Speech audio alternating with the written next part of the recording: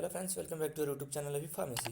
सो friend, आज की इस वीडियो में हम लोग बात करेंगे absolute bioavailability and relative bioavailability के बारे में कि अब्सोल्यूट बायोबिलिटी क्या होती है, रिलेटिव बायोबिलिटी क्या होती है।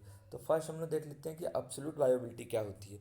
तो when the systematic availability of a drug administer orally is determined in comparison to its IV administration, it is called as absolute bioavailability. यानी जब भी हम लोग चेक करते हैं कि हमारे सिस्टमेटिक सर्कुलेशन में जो ड्रग है वो कितने अमाउंट में प्रेजेंट है, जब भी हमने कोई ड्रग को ओरल रूट से एडमिनिस्टर किया है, उसके बाद उसको हम लोग कंपेरिजन करते हैं आईवी रूट से जो हमने ड्रग दी हुई है वो कितनी ड्रग सिस्टमेटिक सर्कुलेशन में गई हुई है। इन दोनों को कंपेरिजन को ही हम लोग क्या बोलते हैं, अब्सोल्यूट बायोबिलिटी, जिसका फॉर्मूला होता है, जिसको हम लोग अब्सोल्यूट बायोबिलिटी को एफ से डिनोट करते हैं। तो जिसका फॉर्मूला है A U C oral upon A U C I V into dose of I V upon dose of oral.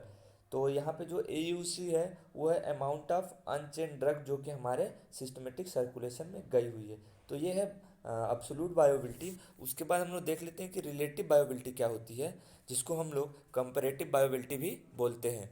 तो when the systematic availability of a drug after oral administered is compared with that of an oral standard of the same drug such as aqueous और non aqueous solution और a suspension, इसको हम लोग क्या बोलते हैं, relative बायोबिलिटी। यानी जब हम लोग देखते हैं कि हमारे सिस्टमेटिक सर्कुलेशन में कितने अमाउंट ऑफ ड्रग गई है, जब भी हमने ड्रग को ओरली एडमिनिस्ट्रेट किया है, तो उसको हम लोग क्या करते हैं, ओरल से कंपेरिजन करते हैं। ओरल जो स्टैंडर्ड होता है उससे हम लोग कंपेरिजन करते हैं उसी सेम ड्रग का। जैसे कि उसका अलग अलग फॉर्म हो सकता है, एक्वस हो सकता है, नॉन एक्वस हो सकता है या फिर सस्पेंशन हो सकता है। तो इसको हम लोग क्या बोलते हैं, रिलेटिव बायोबिलिटी। इसका फॉर्मूला हम लोग देख लेते हैं।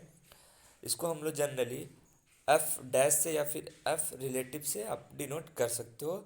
ए U C test upon A U C standard. A U C test यानी हमने जो ड्रग ली हुई है ओरल रूट से, उसके बाद ए यू स्टैंडर्ड जो कि हमारा ओरल स्टैंडर्ड है वो ड्रग कितनी है, उसके बाद into dose standard upon dose test. तो जो हमारी स्टैंडर्ड डोज है वो कितनी है और हमने कितनी डोज ली हुई है वो कितना है।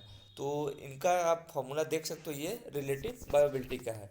तो आई होप आप समझ गए हो कि अब्सोल्यूट और रिलेटिव बायोबिलिटी में क्या डिफरेंस होते हैं। वीडियो हेल्पफुल लगी तो वीडियो को लाइक कीजिएगा और ऐसे वीडियो के लिए चैनल को सब्सक्राइब कर लीजिएगा।